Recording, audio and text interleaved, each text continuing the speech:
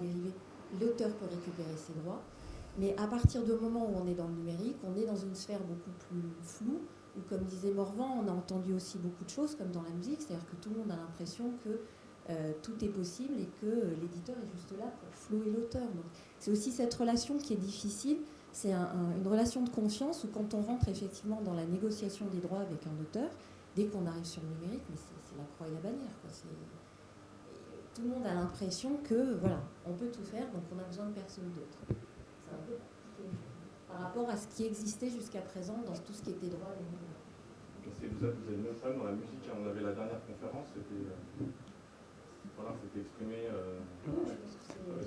Oui, c'est vrai, mais c'est pas. Enfin, c'est une réalité. C'est-à-dire que techniquement, c'est possible. C'est possible. On observe aussi que certains auteurs de grande renommée sont tentés par le fait de soit d'exploiter eux-mêmes leurs droits, soit de confier l'exploitation de leurs droits numériques à des gens dont ils imaginent qu'ils seront mieux qualifiés que leur éditeur pour les faire fructifier.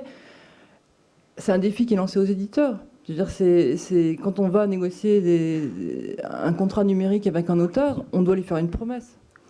On doit lui faire une promesse, on doit être capable de lui prouver qu'on sera meilleur que les autres pour mettre en valeur ses droits numériques, qu'il y a une vraie opportunité à promouvoir un titre qui va sortir probablement en même temps sous forme papier et au format numérique, et que c'est son éditeur qui est la personne la mieux placée pour faire ça.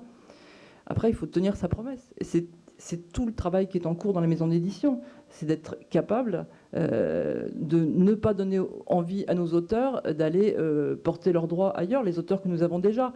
Après, l'opportunité pour un auteur de s'auto-éditer, c'est pas nouveau, c'est pas arrivé avec le numérique.